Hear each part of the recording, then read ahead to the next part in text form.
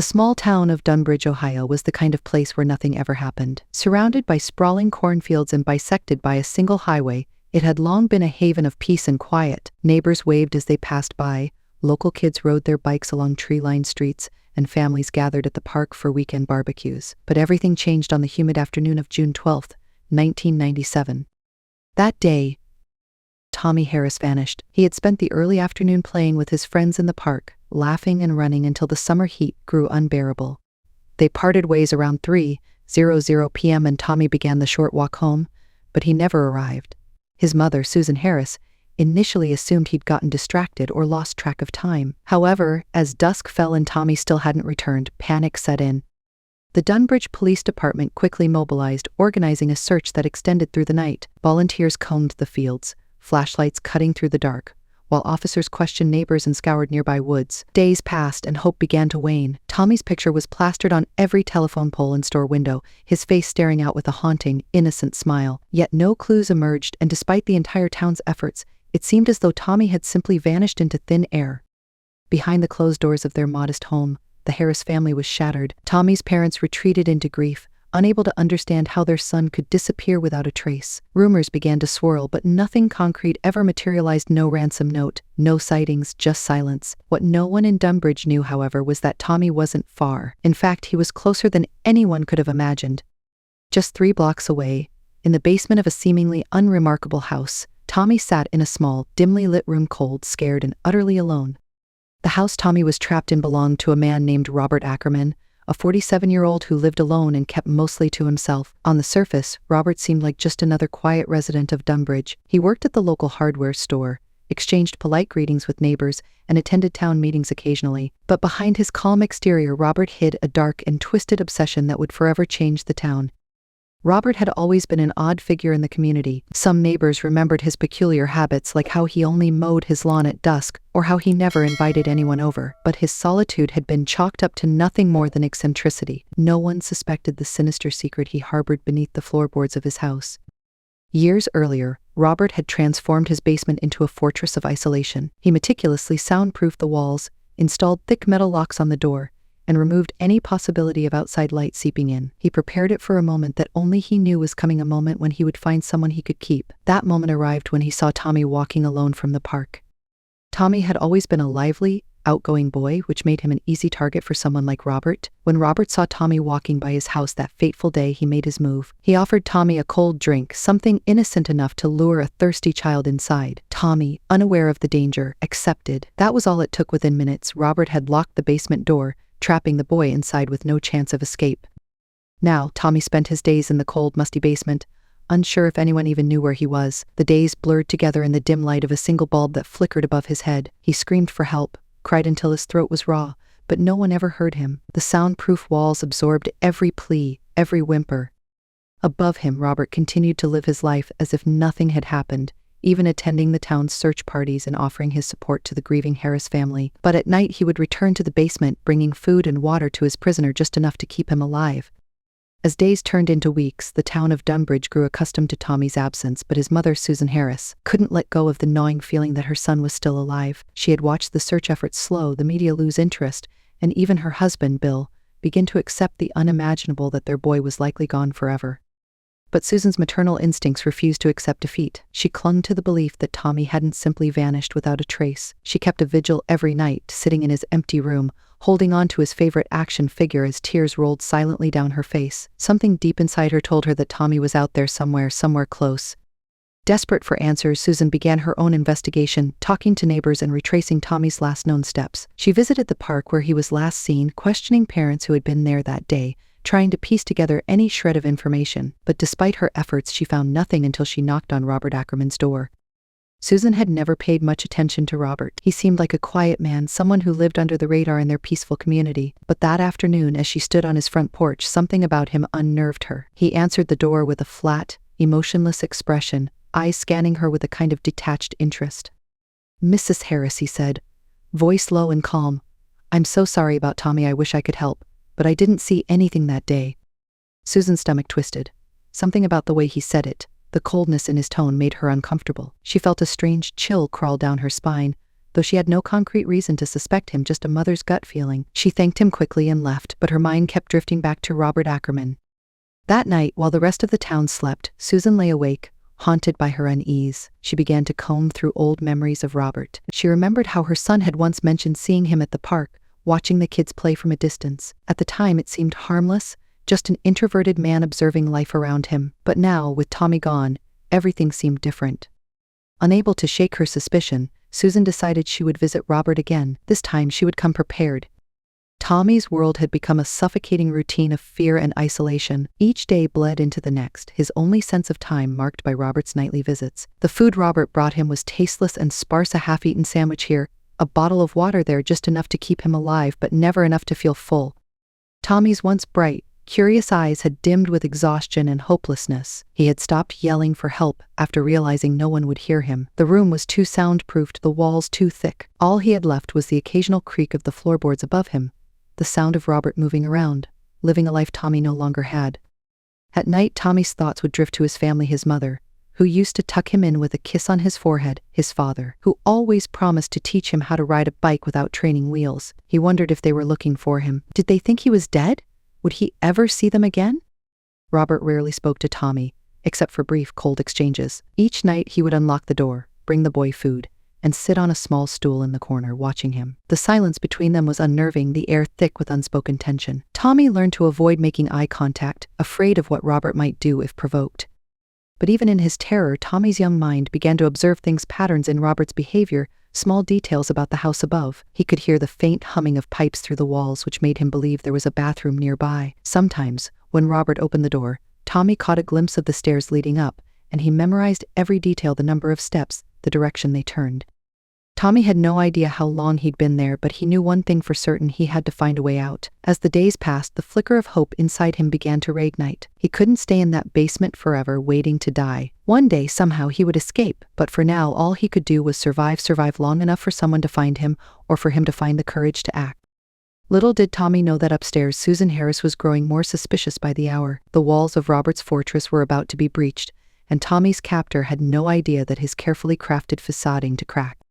Susan Harris couldn't let go of the suspicion gnawing at her. As the days passed, her discomfort with Robert Ackerman only grew stronger. Every time she replayed her brief encounter with him in her mind, her instincts screamed that something was off. She tried to talk to Bill about it, but he dismissed her concerns, chalking it up to grief and desperation. The town, too, had begun to accept the inevitable, but Susan wasn't ready to give up. Determined to trust her gut, Susan took matters into her own hands. She began discreetly observing Robert. Every time she passed by his house, she would slow down, scanning for anything unusual. She noticed that Robert never had visitors, and his curtains remained drawn at all times. She wondered what he was hiding behind those thick, dark drapes. One evening, Susan parked her car down the street from Robert's house, far enough not to be noticed, but close enough to watch. She waited for the cover of darkness, her heart pounding in her chest as she gripped the steering wheel. Hours passed, and just as she was about to leave, she saw Robert's silhouette move across a window. He was carrying something. She couldn't make it out at first, but as he disappeared into another room, she caught a glimpse of a tray. Food. He was carrying a tray of food downstairs. A sick feeling washed over her. Who was he feeding? He lived alone. A surge of adrenaline shot through Susan's veins as her mind raced. Was Tommy down there?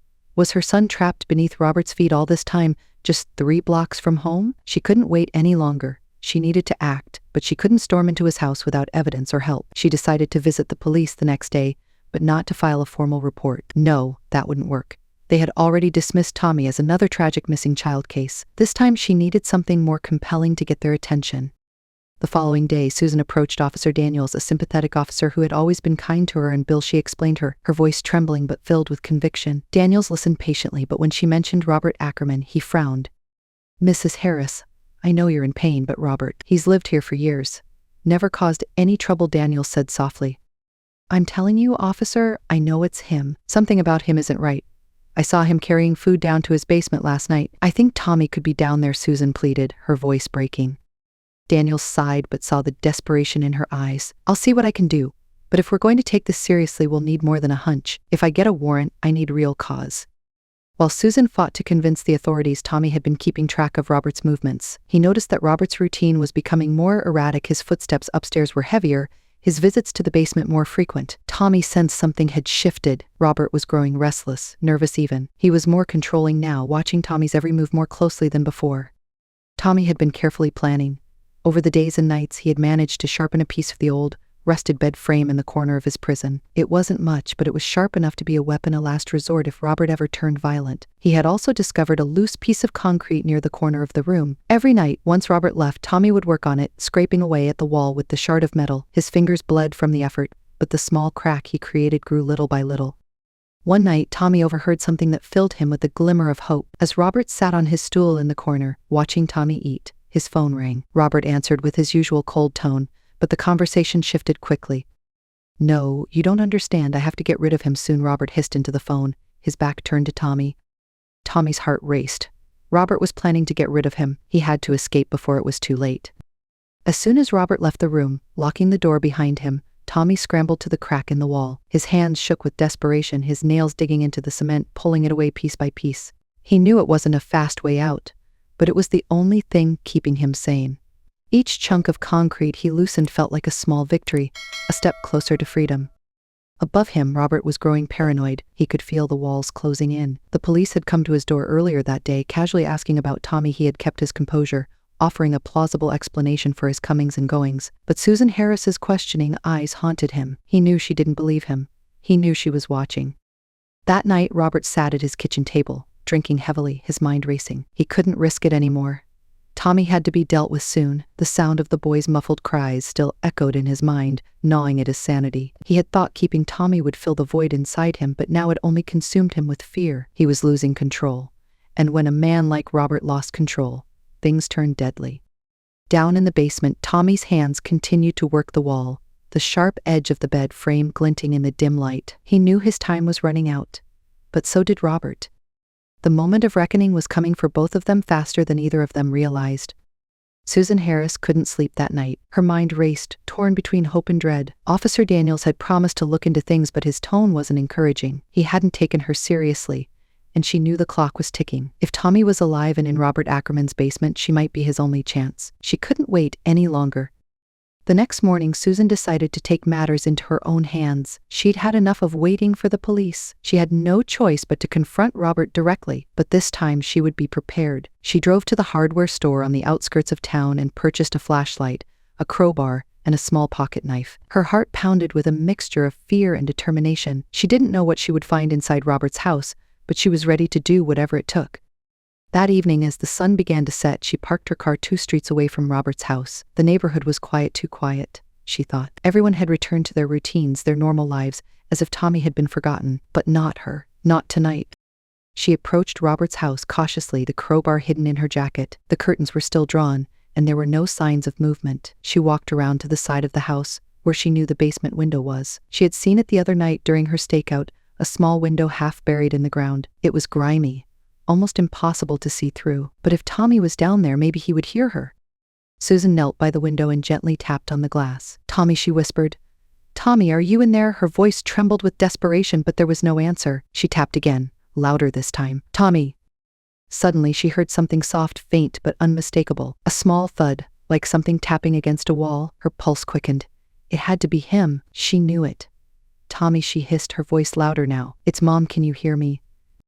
In the basement, Tommy froze. He had heard something, a voice calling his name, his mother's voice. His heart leaped, but he wasn't sure if it was real or if his mind was playing tricks on him again. He scrambled to the small, dirty window at the far end of the room, the one he had given up on long ago. He had tried yelling through it before, but the thick glass and the soundproofing made it impossible for anyone to hear him. But now, he heard her voice. "Mom," Tommy whispered, his voice weak from disuse. He tapped against the wall, hoping she could hear him. "Mom, I'm here." Susan heard the faint tapping grow louder, more urgent. "Oh my God," she whispered, tears streaming down her face. "Tommy, I'm going to get you out. Hold on, baby, just hold on." But she knew she couldn't break through the window. It was too small, and even if she shattered it, there was no way she could reach Tommy from there. She needed another way in. Susan looked around, panic bubbling in her chest. There had to be a way inside. She wasn't leaving without him. Meanwhile, upstairs, Robert Ackerman was descending into madness. The alcohol he had consumed that evening had only fueled his paranoia. He knew Susan was snooping around. He knew the police had started paying attention. His mind raced with dark thoughts. He needed to act fast. He had let Tommy live too long, and now it was too dangerous. His plan to get rid of the boy had to happen tonight. But as Robert sat at his kitchen table, he heard something outside: footsteps, hushed voices. He shot up, his pulse racing. Someone was outside his house. He grabbed a flashlight and staggered toward the back door, his movements shaky but determined. Susan, now frantic, circled around to the back of the house. The basement door was padlocked, but she jammed the crowbar between the latch and the doorframe. She pushed with all her strength, her hands trembling with fear and adrenaline. The metal groaned as it slowly began to give way, but just as the lock snapped free, she heard a noise: footsteps coming toward her from inside the house. The back door creaked open, and there stood Robert, silhouetted against the dim light from the kitchen. His eyes were wide, bloodshot, and full of rage. "What the hell are you doing here?" he snarled, his voice low and menacing.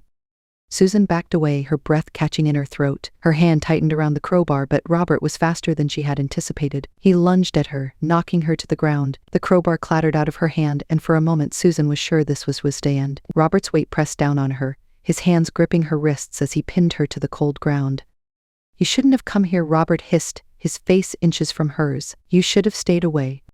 But Susan's desperation gave her strength. With a surge of adrenaline, she managed to kick him hard in the stomach, sending him stumbling backward. She scrambled to her feet, her hand finding the crowbar again. Before Robert could react, she swung it at him with all her might. The heavy metal collided with his arm, and he howled in pain, staggering back toward the open door. "Tommy!" Susan screamed, her voice breaking. "I'm coming." Robert, clutching his arm in agony, lunged again, but this time Susan was ready. She swung the crowbar a second time, aiming for his legs. He crumpled to the ground, gasping in pain. Susan didn't wait to see if he would get up again. She turned and ran down the basement stairs, her heart pounding in her chest. The basement was cold, damp, and suffocating. Susan's flashlight flickered as she descended, her breath coming in short, panicked gasps. And then, in the far corner of the room, she saw him, Tommy, frail and terrified, his face pale from weeks of captivity. For a moment, she couldn't breathe. Her baby boy was alive. "Mom," Tommy's voice cracked, barely above a whisper. "Oh my God," Susan sobbed, rushing to him, pulling him into her arms. "I'm here, baby, I'm here. You're safe now." But even as they embraced, she knew it wasn't over. Upstairs, Robert was regaining his footing, and he wasn't about to let them go without a fight. Susan clung to Tommy for only a second before reality crashed back in. Robert was still upstairs, and they were trapped in the basement. She could hear him groaning in pain, his footsteps uneven as he struggled to his feet. They had precious little time. "Come on, Tommy," she whispered urgently, pulling him to his feet. "We have to go now." Tommy's legs were weak, his body frail from the weeks spent in captivity, but the sheer will to escape drove him forward. Susan grabbed his hand and led him toward the basement stairs. Her flashlight flickered ominously as they reached the top step, where the open door beckoned, but a shadow suddenly loomed across the doorway. Robert stood there, blocking their only exit, his face twisted in rage and desperation, his breathing heavy, his arm hanging awkwardly from the blow she had delivered. The madness in his eyes had fully consumed him. "You're not leaving," he growled, his voice full of menace. "Neither of you." Susan positioned herself in front of Tommy, the crowbar raised in her trembling hands. Her heart thundered in her chest, but her fear was nothing compared to her determination to protect her son. "Stay back," she screamed, her voice shaking but fierce. "I swear to God, I'll kill you if I have to." Robert let out a low, guttural laugh, though his eyes betrayed his uncertainty. "You don't have it in you, Susan," he sneered, stepping forward. "You're just a desperate mother, and now you're going to end up just like him, trapped." Without warning, Robert lunged at them, his hands outstretched. Susan swung the crowbar with all her strength, aiming for his head this time. The blow glanced off his shoulder, sending him stumbling, but he was relentless. He reached out, grabbing the crowbar and yanking it from her hands.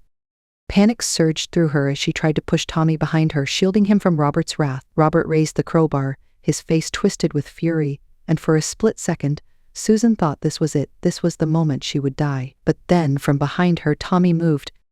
In a desperate act of survival, Tommy threw himself at Robert's legs, knocking the man off balance. Robert crashed to the ground, the crowbar slipping from his grasp. Susan didn't hesitate. She grabbed the crowbar and brought it down on Robert's head with a sickening crack. Robert went limp, his body crumpling into a heap at the base of the stairs. Blood pooled beneath him, and the basement was eerily silent, save for Susan's heavy breathing.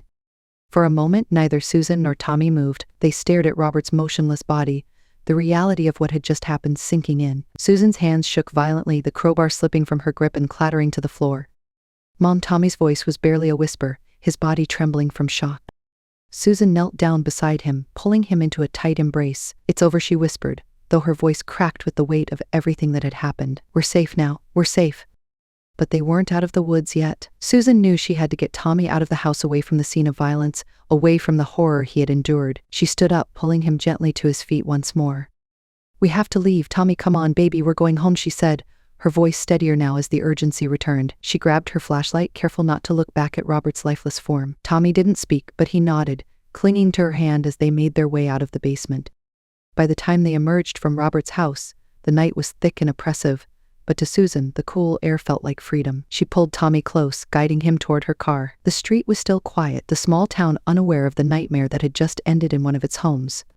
Susan dialed 911 with shaking hands as they reached the car. Her voice was hoarse as she explained what had happened, but she was clear. Robert Ackerman had kidnapped her son and kept him in the basement for weeks, and now Robert was dead. Within minutes, flashing lights flooded the street as the Dunbridge police arrived, their radios buzzing with activity. Officer Daniels was the first to reach her. He approached cautiously, his face etched with concern. "Susan, what happened?" "It's him," Susan said, her voice trembling but filled with relief. "Robert. He took Tommy. He was in the basement the whole time. I had to," she trailed off, her eyes filling with tears as she glanced back at the house where Robert's body lay. Daniel's face paled, but he quickly called for backup and medical assistance. As paramedics examined Tommy, Susan stayed by his side, holding his hand, her grip firm and protective. Tommy didn't say much, but the look in his eyes, full of exhaustion, pain, and relief, said everything. He was finally free. The investigation that followed revealed the full extent of Robert Ackerman's twisted life. His house, once considered an ordinary fixture in the town, was full of dark secrets, plans, journals, and disturbing evidence of his long-term obsession with taking control of a life. Tommy had just been his latest victim, and if it weren't for Susan's determination, he might have remained one of many. In the weeks that followed, the town of Dunbridge reeled from the shock of Tommy's rescue and Robert's gruesome demise. Neighbors who had once dismissed Robert as a harmless recluse now whispered about the horror hidden beneath his home. But for Susan and Tommy, the ordeal was over. Healing would take time, but they were together, and that was all that mattered. Late one night, as Tommy slept in his own bed for the first time in what felt like forever, Susan sat in the darkness of their living room, staring out the window. The town was quiet again, but this time it was a quiet she could live with. Tommy was safe, and the nightmare was over. As the first light of dawn began to break over the horizon, Susan whispered to herself, "We're safe now," and for the first time in weeks, she truly believed it. The nightmare that had gripped the town of Dunbridge finally ended, but the scars it left behind would take time to heal. Tommy Harris returned to his family, though the boy who came back was not the same as the one who had disappeared that fateful day. His eyes held a depth of fear and experience no child should ever know. The basement had taken a part of him, but slowly, with the support of his family, Tommy began the long journey back to normalcy. Therapists and counselors visited their home regularly, working with Tommy to help him process the trauma of being held captive. It was a slow, painstaking process. He often woke up in the middle of the night screaming, the shadows of the basement walls still pressing in on him in his dreams. But Susan was always there, holding him, whispering that it was all over, that he was safe. Over time, his nightmares became less frequent, and his laughter, once so rare, started to return. The town rallied around the Harris family. Neighbors who had once been strangers brought meals, sent cards, and offered quiet support. The house that had once seemed so empty now felt full again, not just with people, but with hope.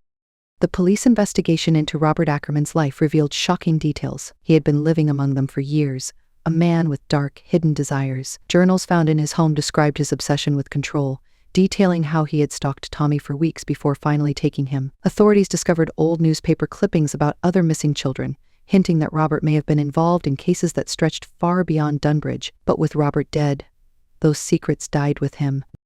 For Susan, there was no relief in Robert's death. She had taken a life to save her son, and that weight hung heavy on her heart. Though the courts ultimately ruled her actions as self-defense, the memory of that final confrontation haunted her. Yet, as painful as it was, she knew she had done what any mother would. She had fought for her child. Bill, who had struggled with the loss of his son, worked hard to reconnect with Tommy. The bond between father and son, once strained by grief, grew stronger as they spent more time together working on the bike Bill had promised to teach Tommy to ride. Slowly, their family began to rebuild. The house where Robert Ackerman had kept Tommy was torn down within months. No one in the town wanted to remember what had happened there. In its place, a small memorial garden was built, a peaceful spot with flowers and benches, dedicated to victims of kidnapping and violence. It became a symbol of hope, a reminder that even in the darkest of times there could be healing. Years later, Tommy Harris would look back on that time with a mixture of sadness and strength. He grew up and left Dunbridge, attending college far from the small town where his life had been nearly stolen from him. But he never forgot the lessons his captivity taught him: the value of courage, the power of family, and the resilience of the human spirit.